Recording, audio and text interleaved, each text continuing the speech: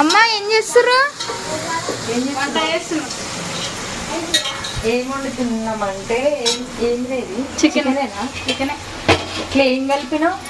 ఉప్పు, పసుపు, అల్లం వెల్లుల్లి పేస్ట్. అంతేనా? కారం కలిపి లేదు లేదు, కారం కలిపోవాలి.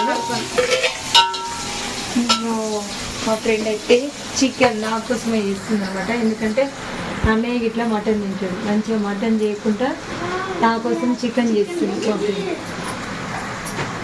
అల్లింకా అల్లు ఇష్టం కదా, మళ్ళీ ఇల్లు ఎందుకు వేస్తున్నా? ఇన్న కొంచెం